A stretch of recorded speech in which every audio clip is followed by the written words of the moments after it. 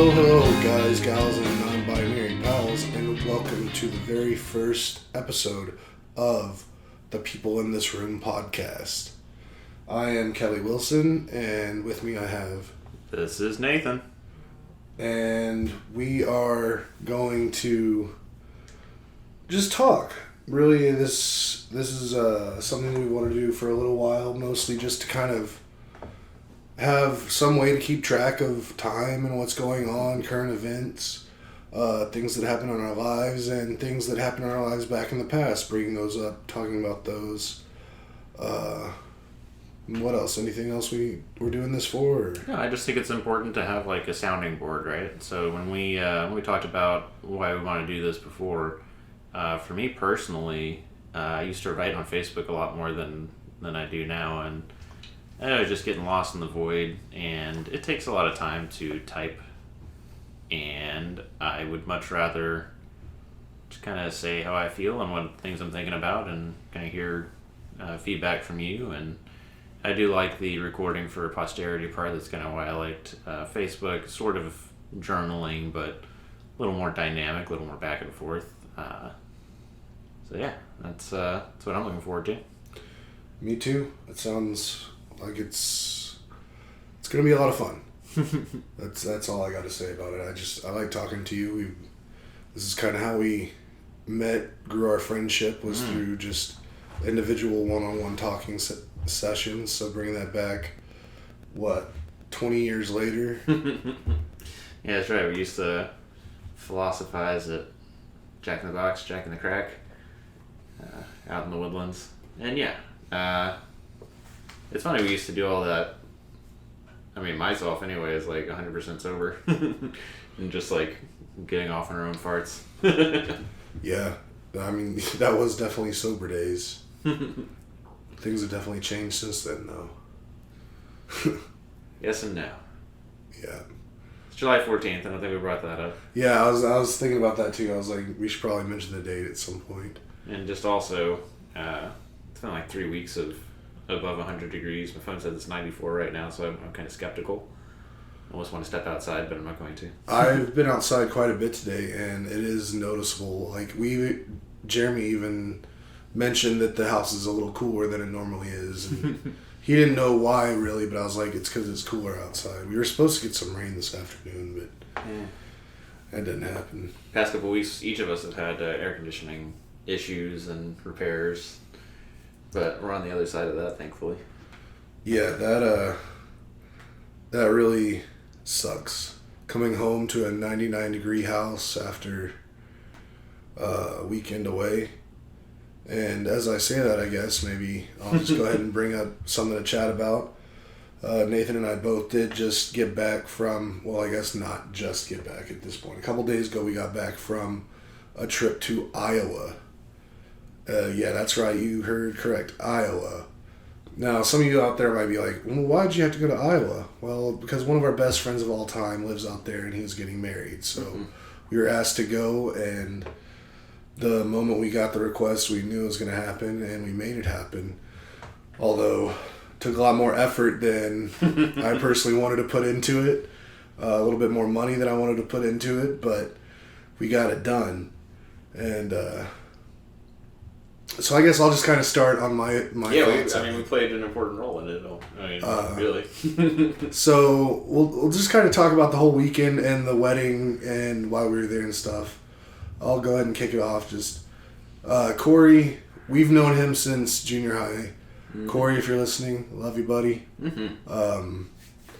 But we've known him for a long time. Nathan, definitely, there was a point when Nathan and Corey were enemies. I brought this up at the rehearsal, I think. And yeah, if I was going to do a toast, I was going to talk about how Corey and I have been rivals, have been friends, have been roommates, have been league contenders. And then I was also going to talk about Jamie and how when Corey asked to have her join that I knew something special, something important was happening. But I couldn't put it all together, so that's why I didn't do a toast. And also, Ashley was like, quit thinking you have to give a toast every time. I mean, I was like, just very similar to your wedding. Like, I'm surprised there weren't more toasts. Like, I guess Corey's dad did do the thing at the rehearsal, which is basically a toast. Yeah. But, I mean, just besides the maid of honor and the best man, I mean, I jumped up there, I gave a toast, but I kind of felt like Best man should. Yeah. I mean, I'm not the best man. I wasn't the best man. Oh, yeah, the brother was. Yeah. Tyler was the best man. Tyler, Anthony, Tony. Whatever the hell your name is. But still, I mean, I was the officiant, and I mean, me and Corey, we go way, way back. So I was like, and I thought there was going to be more toasts. So I was like, it would make total sense for me to do one. But then when no one did one after me, I was just like, God damn it, now I look like the weird person. Just did toast. No, it was 1 for 1. It was lady side, guy side. It was good. Tyler did a toast too, before me. Did he? Yeah. Well, see, why'd you let me say that thing about Tyler, Tony, Anthony? I don't know. Yeah, it's all a blur. But, yeah, so we found out Corey was going to get married. He met this girl named Jamie, super amazing woman. Super happy for Corey to find him to find her. And when they decided they were getting married, Corey reached out to me and asked me if I would be the officiant / a groomsman. And Nathan was also asked to be a groomsman. So we definitely knew we were going to have to take part in the wedding. So we all book our flights, book our hotels, do that fun stuff. And Nathan and Ashley being Nathan's wife, if any of you out there don't know, but if anybody's listening to this that doesn't know, I'm going to be extremely surprised. They booked flights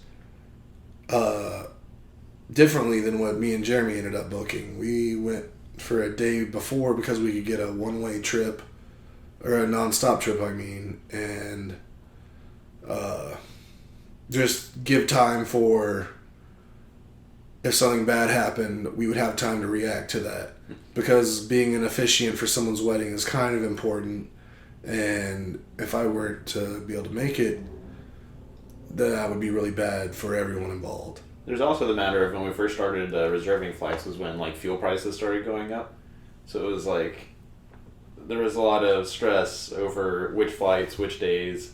Once we determined that we were going to fly into probably Waterloo and not Des Moines or Cedar Falls or Chicago even, then we were just like monitoring the price, and once it went down a little bit, then we went ahead and placed that flight on American, which I've got that American frequent flyer because of work and all that, and for all the criticism of American, at least the morning flights, I've never ever had an issue getting on that 6 a.m. flight to wherever. Yeah. But you weren't as lucky. I was not. I originally wanted to be on the same flight as you. I tried to make that happen. It just didn't happen. So Jeremy and I decided to, and I guess again, Jeremy's my roommate, other best friend, known him forever since junior high. Just like, I mean, Nathan maybe even a little longer. Since 6th grade, first rank.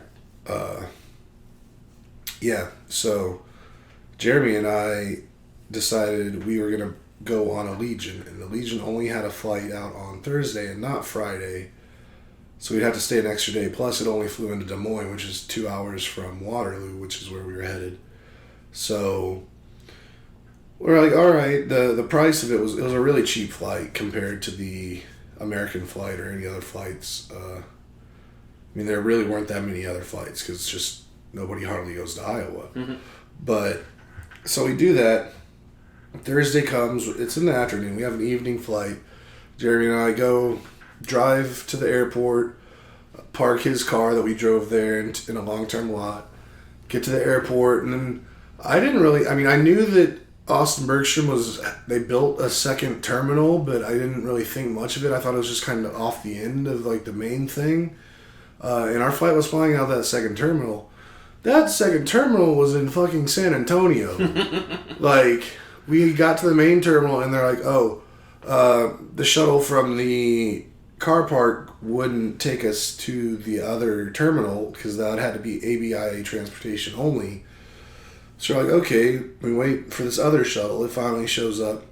And I shit you not, it was a 15 to 20 minute drive to the other terminal. This is the South Terminal, right? The South Terminal at Austin Bergstrom International Airport. Yeah, when you guys said that you were going to the South Terminal, I was like, isn't that like a military terminal? Because my only experience with the South Terminal was like passing the sign or whatever on the way to the National Guard helicopter area, where in the past I would get on those. It also used to be Army once upon a time, and would fly to like Dallas or fly to San Antonio to do inspections and that kind of thing. So I was like, what did they do?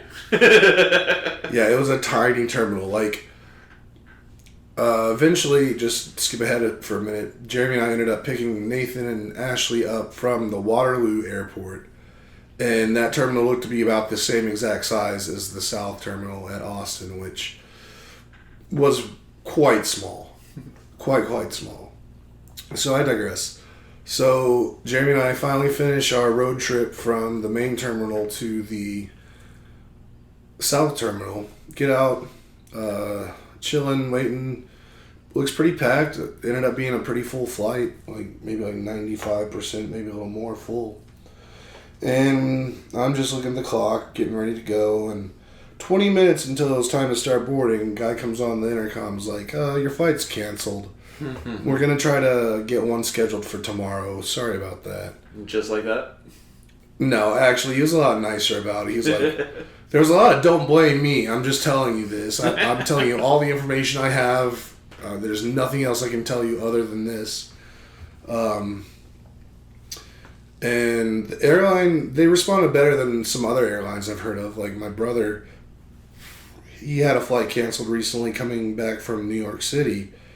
And the flight got canceled, and they were basically just like, good luck. We'll eventually refund your ticket. Whereas at least Allegiant, who's with whom we were flying, they pretty quickly returned our money for the flights and with an extra $250. So that was okay of them at least, but... So my worst fear had been confirmed. We were going to get canceled. We got canceled. Your dedication to attending this wedding was tested. I mean, it was never tested. I always knew that was a possibility. That was one of the reasons I was okay with going with the Thursday flight instead of the Friday, was because I knew if it got canceled, I could drive there. And before we committed to the driving, we both looked up as many alternate flights in the area, even going to San Antonio to fly out. And just nothing looked like it was really... I mean, I guess some of them were possible to do, but they were going to be ridiculously expensive, like close to like $1,000. And there's a chance they could get canceled too, because flights are getting canceled left and right. So basically I made the call. I was like, all right, we got to drive. So we went back to the main terminal, then over to the rental car area, rented a car, and just started driving. And 16 and a half hours later, we arrived in Waterloo to pick up Nathan and Ashley from there. Let me pause here because, back in the Ashley Nathan house, for all you married folks listening, thankfully Corey is a friend of me and Ashley, because I think that if our flight had got canceled, actually, and it was just like a friend of mine, she would have been like, we're not driving all the way. And I knew that it was like a 16 hour drive because like early on, like I had considered just like renting a van and driving it all together. But Cartman is a 12-year-old English bulldog that Ash and I have had for 12 years and change. And you can't just... I don't know, people have different stories about boarding dogs, but Cartman being that old, we didn't want to just board him. And having like a dog sitter come by like 2-3 times a day was also not something we were looking to do. So Ashley's mom, my mother-in-law, actually volunteered to come out and like sleep at our house and watch Cartman that whole time. She loves Cartman. She's known Cartman since he was a little bulldog puppy hanging out with cows and stuff on her farm.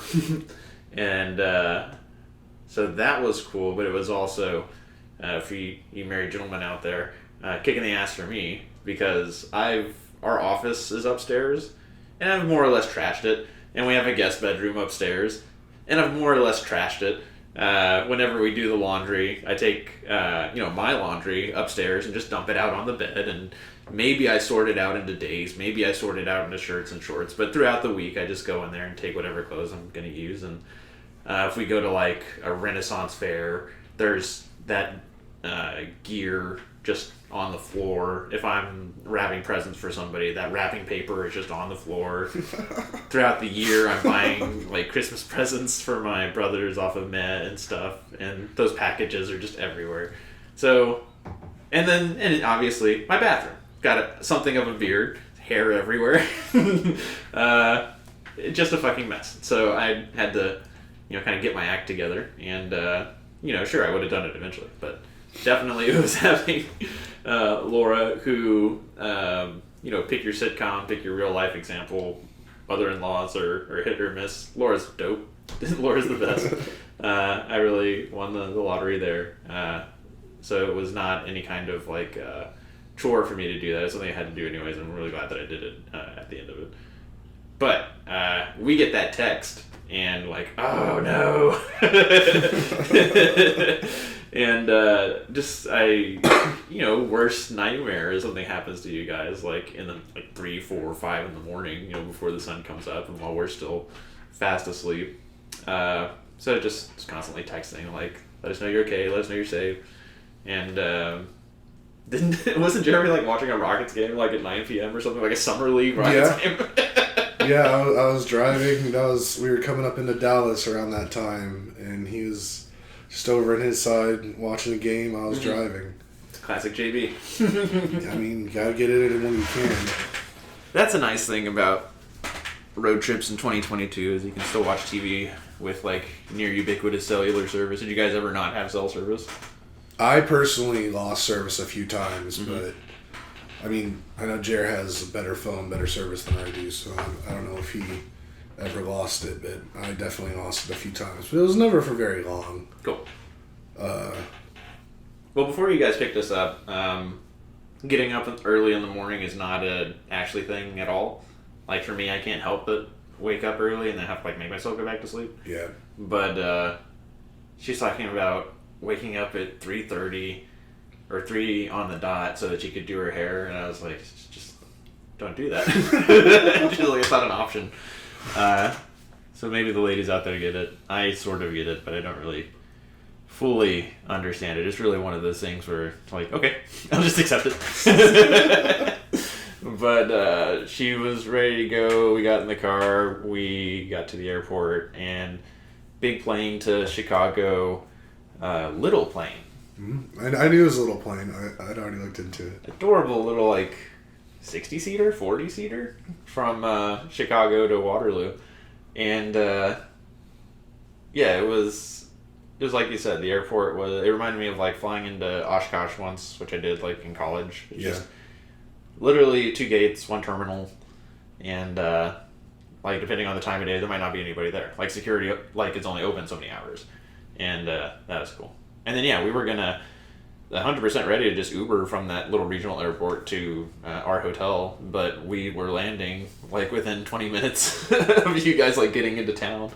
And I thought you guys would want to just, like, crash somewhere and sleep, but then you're like, let's pick you up. And I was like, okay. Well, we couldn't check into the hotel until 3. True. And I think it was like 11:30-ish when you got in, so maybe closer to 11, and that was when we were rolling up. So I was like, what the hell else are we going to do? We got to keep moving or we're going to fall asleep. We both, like, on the way there, I mean, this is being generous, we each got 1 hour sleep on the drive, and we both had been up since... I mean, me probably like 7 the previous day, Jeremy like 8:30 the previous day, because we both worked that day too, because we had the evening flight. So we were just exhausted. Plus, we figured we had the rental car. Like, why should y'all waste money? And then I've also heard, I also had previously asked Corey and Jamie what the Uber situation was like out there, because like there's nobody really there. Like, it's such a there's just not a big population. Mm-hmm. And they said it can definitely be hit or miss. Mm-hmm. And apparently that was kind of confirmed by Brad, Brad is another one of our old friends that we used to live with for a while, and we knew, although we kind of grew apart for a good amount of time now, but he went to the wedding as well, and he was trying to find an Uber from his hotel to our hotel, which was only like 5 minutes. 5 minutes away, and he just was having a super crazy time trying to find an Uber over. So I don't know. We just figured we'd save you the trouble and just come pick you up. And then where did we go, Kelley? And then we went to the casino. Yes. The Isle Casino and Hotel in Waterloo. Isle Capri. It was, I mean, it looked nice. It was fun being in there. The actual gambling there kind of sucks. And then it was kind of confirmed later at the rehearsal for the wedding by one of the locals when told him that we went there, and he was like, oh yeah, that's a horrible casino to go to. If you're going to go to any casino, you got to go to a Native American casino, because those are the ones that actually like pay out. Like, their slots are nice, and it's a lot easier to win money, where this was just like a private casino in Iowa, and they just wanted to take all your money. So we could spend a whole episode talking about like gambling and our gambling proclivities. Personally, I think slots are dumb. I think it's like a series of scratch-offs, and it's going to come out however it comes out. Like, it's set for like you're going to hit however many times over like 60 pulls or presses of the button or whatever. I prefer, when I talk about gambling, I'm talking about things like roulette, things like blackjack, things like you yourself, the player, have some sort of influence over the outcome and go, no go, how much you put down bet-wise. That's what I think of gambling. See, okay, I completely understand that. I personally love roulette as well. Mm-hmm. But I think you're looking at it wrong. Mm-hmm. I see slots as pretty much the same as roulette. Because in roulette, I mean, for me personally, what I'm usually doing is 90% of the time, if I'm playing roulette, I'm betting red or black. Mm-hmm. I might throw some small little bets on individual numbers or 0, 00 every once in a while. But primarily, I'm just going red and black. And when I'm doing that, I'm paying really close attention to like that thing they have up on the board of like the last 10 rolls or whatever. Yeah. How many blacks, how many reds have been done. Because the thing is, just the way it works, like colors will go on runs. You can get 5 out of 7 reds in a row, and then it can go 6 blacks with 1 red.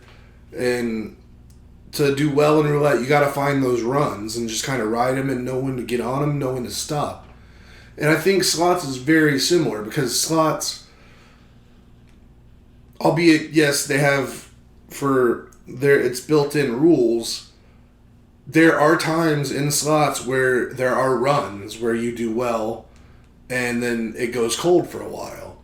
And, I mean, I've had much better luck in Vegas. I didn't have a ton of luck. I had a little luck in Iowa, but not a ton. But in good slot, like, if you can realize quickly that you're not in a run and you can get away from it without putting in more than maybe $20, or you get in and you realize that you're in the middle of a run and you ride it until you feel like it's gone, and when you've capitalized on it, then you get out of it and go find another slot. I just kind of see it like that's similar to roulette. Like, you're looking for when it's hot, when it's not, and get in, get out. I mean, again, maybe you have a little bit more illusion of choice in roulette, choosing red or black or odd or even or this or that, but I mean, at the same time, it's all completely random, so you choosing the right thing on any given time is just going to be luck. And that's what slots are. But the slots have a lot of shiny bells and whistles and sounds and stuff. But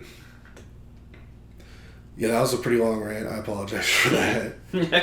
I'm restraining myself from fighting back about how they're not the same. But another time. Okay. Another pre-Vegas time, sorry. So anyway, we're at the Isle Casino in Iowa. Mm-hmm. We do that. I lose a bit of money quite quickly. But I'm like, whatever. We just drove fucking 17 hours. After a flight getting canceled, I felt like it was a real moment of accomplishment. Although I was fucking dead tired and like ridiculously hungry because by that point it was like 1 p.m. and I hadn't eaten since like 8 o'clock the previous night after having stayed up the whole night. It was just, I was in a bad way, but so we end up getting some food and we go to the hotel, time to check in, we get checked in. Well, even before that, we were digging around and you were on the slots. I was watching Ash play some slots, and then behind me I hear Corey's voice, and it was just such a I remember while he was dating Jamie, he was driving back and forth from Houston to Iowa. Mm-hmm. 1 year in the fantasy football league, he won the trophy, and I was the champion before that. And it was such a great, like, you really love somebody and you don't see him for a long time, you get to see him again. I felt so good that time, like, giving him the trophy, and I'm glad we got those pictures. And then just hearing his voice, like, being in Iowa, like, being somewhere I've never been before, and, like, hearing Corey, behind me, that really cheered me up. And I was like, cool. And, yeah, I guess he drove to go pick up Brad from, like, the airport an hour away or something. Yeah, in Cedar Rapids. Yeah, so he did that. And then, yeah, you, Brad, Jared went to get food, and then me and Ash ate at the hotel, and then, or at the Isle Capri, and I was going to get an Uber. We were going to get an Uber from the Capri to our hotel, and, like, right after the guy accepted, through the window we saw you guys roll up with Brad, and Ash was like, wait, come back. And got a ride from you to the hotel. So, I'm just double checking something here real quick, because it's bothering me. Where are you getting Capri from Isle Capri? Because I've never seen the word Capri in anything with Isle. There must be some other... If there is such a thing as the Isle Capri, I guess I'm just filling it in. I know there's something Capri Casino, I think, in Louisiana. Yeah, I'm probably thinking of that. Okay, I'm sorry. I just had to check because I was afraid that you were right, and I just... Yeah, Lake Charles, yeah. The dozens of times I looked this place up and thought about it, I got it wrong that many times. I was afraid, but... yeah. Yeah, so, I mean, I don't know if we want to walk through every single detail of the trip, like talk about the rehearsal or everything, but, I mean, it was a really good time. I mean, I guess we'll talk about it basically just to keep the timeline going, but then after me, Jared, and Brad got something to eat, and Nathan and Ash did their thing, rehearsal was that evening. So we go out to the rehearsal, look at the grounds for the first time. And I was a lot more beautiful than I would have ever guessed from everything I've ever heard or been told about Iowa. I thought Iowa was just going to be completely flat and all you see is corn. Now, half that statement is true. It's quite a lot of corn. There's a ton of fucking corn out there. Even the casino had its own cornfield, which was pretty wild. Yeah. But for a good portion of the trip, I guess maybe the drive, however we drove into Iowa and then to Waterloo, was really pretty. A lot of hills, a lot of rolling fields with corn and some other stuff, a lot of greens. On our way in, the airplane landing, Ash and I both agreed it had strong Ireland vibes. I totally believe it. And we even drove through some wind farms with the super gigantic windmills that were just like stupid big. Like each arm was like maybe at least 150, 200 feet long. So like a 400 foot diameter. just massive, and just being right close to him. Mm-hmm. That was pretty epic. But so Jeremy and I were talking about this. I asked him a question. I love big things. Yeah. Just like massive things. I love looking at the ocean. I love looking at mountains. The Grand Canyon was just incredible. Like, just big things really speak to me. So I was thinking to myself, and then I asked Jeremy, I was like, shit, what did I ask him? I set that up so well. It was basically like, what would be the term for someone who likes big things? Size queen. You're a size queen. Okay. We can call that too. I do like big girls as well. So that's a thing. But I guess because the term megalophobia, like fear of big stuff? Fear of big stuff. What is the opposite of megalophobia? I guess megalophilia means you want to fuck big stuff, right? See, that's the thing. Yeah. Jeremy was like, it's probably philia would be the proper thing. That I think that is implicitly sexual. Because like dendrophilia is like, just like trees. Okay, how do we... Philia... Mega amory? Definition, is that it?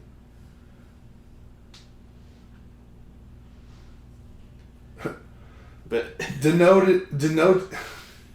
denoting fondness, especially, and abnormal love for a specific thing. Well, So... Didn't see the word sexual in there. There's no sexual in there.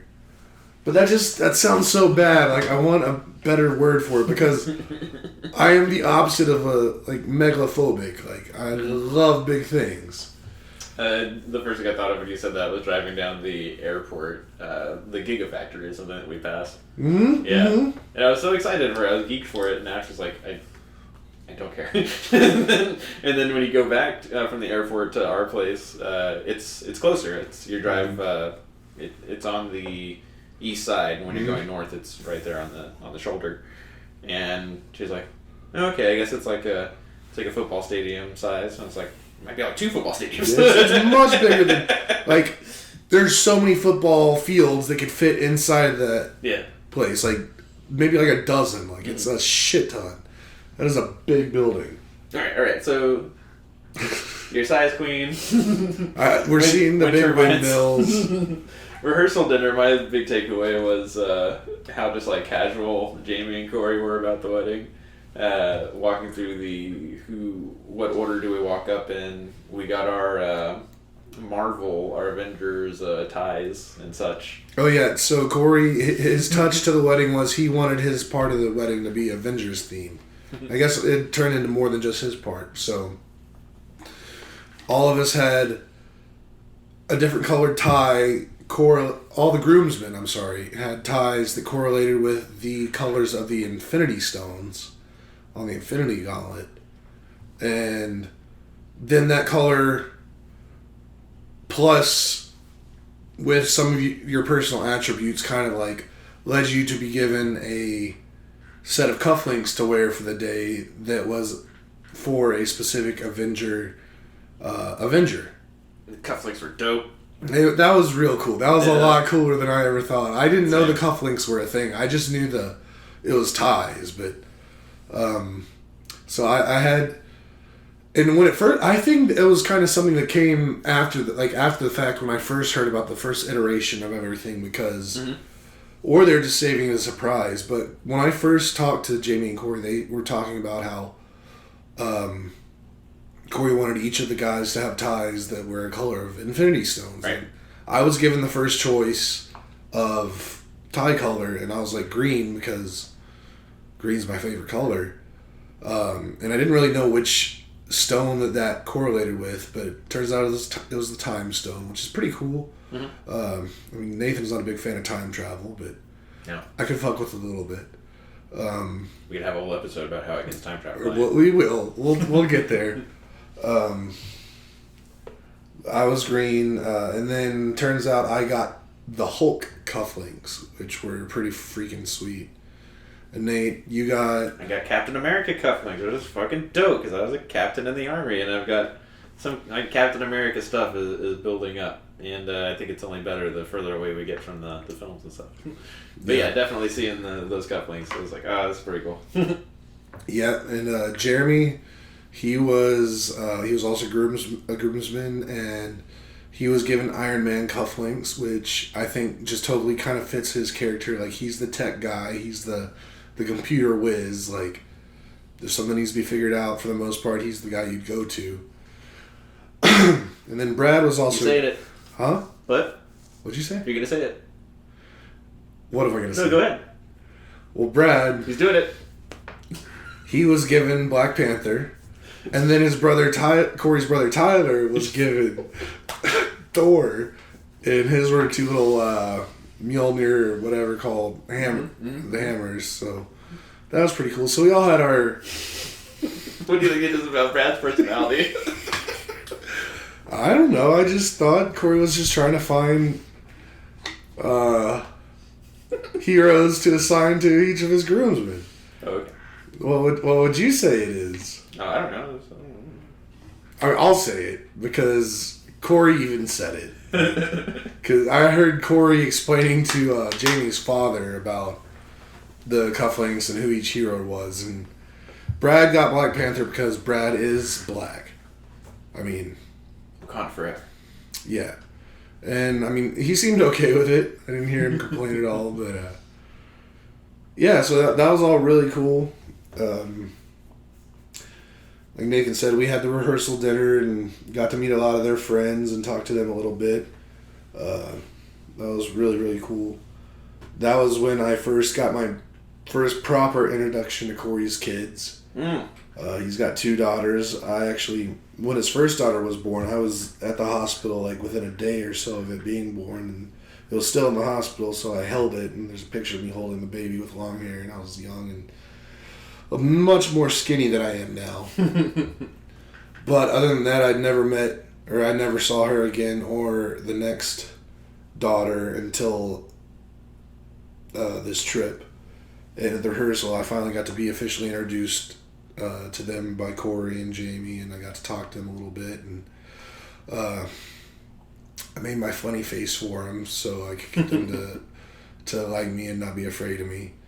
I was like, I know I look kind of big, and maybe I'm a little scary. I got a lot of facial hair, but they were right before this. They were like all making funny faces at each other, and I was like, "You want to see my funny face?" And I did it, and they cracked up. So felt real good bonding with them because, I mean, there's no way for them to know this, but because they're Corey's children, like I definitely care about them. Like. I want the best for them, and if I'm ever around them or if I can ever do anything for them, I will. Yeah, I thought Corey playing the role of dad, that was super heartwarming. Because, I mean, out of like the 4 of us, you, me, Jared, Corey, I mean, probably, if you look back, like we were all hanging out together in this mansion or different iterations of our group, like Corey is kind of the last one I would think of, like having a 7 and 9-year-old daughter at this point. You know, he's really good at it, and it was really great to see. The kids, though, I liked how they all just kind of just needed each other. They didn't really need the parents. They were like, when we were at the rehearsal on the lake, there were all these geese, and it was like, that's dangerous. Yeah. But Peyton and Dallas specifically are like running those geese back into the lake, and that was my bonding thing to them. It was like, kudos on sending those geese back. Yeah. They didn't care that this stranger is like good on you. But yeah, very seemed like very tough kids. All the kids there were eminently entertaining. Specifically, if any of you guys hear this, Spencer. It's like a chaos personified. That's pretty cool. Yeah. Rehearsal. Well, hold on. Yeah. One thing that really got me too about his kids was just something that Corey told me when I had a second where it was just him and I talking. He brought up my mom. So whoever, I mean, if anyone doesn't know, my mom passed away when I was 18. But Corey had come into my life maybe when I was like 13 or so. And he came over to my house all the time. He knew her very well. She knew him very well. And he brought her up and he was like, I learned a lot from her about parenting. And I utilize those things on my kids today. And I almost started crying. I'm about to start crying right now. Yeah. Just knowing that that's a real thing is just real. That was a real special thing for me. Go ahead. Yeah. The crying thing, right? Like, I cry kind of easy. And definitely, going to, like, the wedding day itself, yeah. I don't know, it means a lot to me to see people be happy. Like, it's... We love love. Love, yeah. And it's just a tough thing to do, and a tough thing to find, and not to get too meta with it, but I don't think the natural state of the universe or anything is happiness or stability. I think everything's falling apart, and you're always trying to make your bubble to have sanity and peace and all of that. And it means a lot to me to get those little snapshots of happiness. And I was talking to a friend at work about the wedding, and talking about the kids, and talking about Corey and Ashley and us as a friend group, and then all the parents, Jamie's mom and dad, and Corey's dad being there. And she was like, yeah, it's like you see the past, present, and future. And I was like, oh yeah, big time. I've been thinking about that since she said that on Tuesday. And yeah, the wedding itself, it's pretty quick, like they are. Mm-hmm. And then I like this about me and Ashley's wedding, and I like this about Corey and Jamie's wedding. It's like, ceremony done, let's party. And that was just a good time all night. Yeah, for those of y'all who don't know, I also officiated Nathan and Ashley's wedding. Mm-hmm. So I'm now 2 weddings deep in my officiant career, both of which definitely clocked under 8 minutes total from me starting speaking to end. Possibly 5. I'm not 100% sure. When I'm doing it, I have no idea how much time is passing, but it's not much. But again, that's not the point. Like, I'm not there to read hymns. I'm not there to, like, just draw it out for the sake of drawing it out. Like, not that much needs to be said. Like, just acknowledge what's going on, say a few nice things, let the vows be exchanged, rings be given. Bam, then let's go get drunk. Like, I don't see any other reason for it to be any longer, but to each their own. I mean, you don't have to hire me to be your officiant. If you want to, I can get you in and out real quick. He's got experience. So yeah, I mean, I officiated the wedding. I felt like I could have done better, but that's everything in my life. I feel like I could have done better. So, but I think all I know is Jamie was happy and Corey was happy. So yeah. That's all that mattered to me. And it was a great time. And really, other than just getting screwed by the canceled flight, it was, I don't think I could ever imagine a more enjoyable trip to Iowa. And not just Iowa, a lot of places, but specifically Iowa. Like, I'd never thought I'd go to Iowa in my life. Right. But shout out to Iowa. Way more pretty than I thought. I met some cool people. Met some not so cool people, but that you're going to find those everywhere. But yeah, that was about the wedding. Then Nathan and Ash flew home. Jeremy and I drove. The drive back was a lot worse for me than the drive there, just because the drive there, like, I was on a mission. Like, I was going to conquer something. Yeah. The drive back was just like, now I just got to get home and go back to work. So that was just a fucking bummer. Mm-hmm. But we did stop in Kansas City and got some Kansas City barbecue on the way back. So Smart.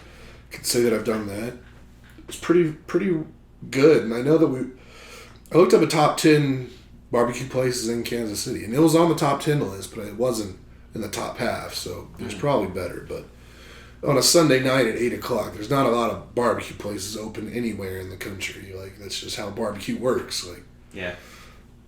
But we found a place called Gates, or Gates and Brothers, or Gates and Sons, or something along those lines. Kind of. Sorry, Kansas City. Yeah. Yeah. After that, got back home, and then Jeremy and I got back home. We lived together, if anybody didn't know. To a house with the AC that wasn't working. It was 99 degrees. And all Jeremy and I were looking forward to doing was coming home and going and taking a nap, and then couldn't. It was just too fucking hot, and I had to start calling AC places, and Jeremy actually had to go to physical therapy. So that was fun, but yeah, so that was our trip to Iowa. It's definitely going to be something we remember for the rest of our lives, and we'll hold on to. Definitely. We've already seen some great photos. We all took some great photos. Looking forward to seeing more of those out of the official photographer. Specifically, all of our cufflinks together. That one, I'm looking forward to that one. I'm looking forward to the one where we picked him up. Where we picked Corey up and like physically lifted him into the air. And the one, just the individual like Corey on groomsmen. Like, I want to see the one. I'm really curious if the photographer caught me like, so when we came in to do our pose, I, just as a joke, like, turned my head, closed my eyes, and like puckered my lips like I was just trying to kiss him. Nice. And I really hope the photographer got that, because that would be really funny. But well, that's like what I'm looking for. I'll take one last notes check. We went a little bit long in this one. Yeah, I really got to pee. I guess the only other thing was my gift to Corey and Jamie. Recommendation for anybody who doesn't know what to get, just put a bunch of money in a picture frame. Because that's what my grandma did for us on our wedding. And I was like, oh, that's pretty dope and repeatable. So if you're ever going to a wedding or somebody's graduation or something like that, everybody needs picture frames and everybody needs money. And it's cool to like unwrap something just like a picture frame full of money. That's about the coolest way I've ever... I didn't know this until right now. I didn't know that's what you did. But yeah, I'm going to steal that, because that's... It's very stealable. I mean, it means a lot more than just giving straight cash, like cash in the card. But it's still super low effort. Mm-hmm. So that's beautiful. Thanks to Betty Rango. And on that note, I think we're going to call it a day today. Appreciate anybody who listened to this, and if no one listened to this, it was still fun as fuck. And stay tuned, because there will be another episode coming. So thank you, everyone. Love you guys. Have a good one. Peace out.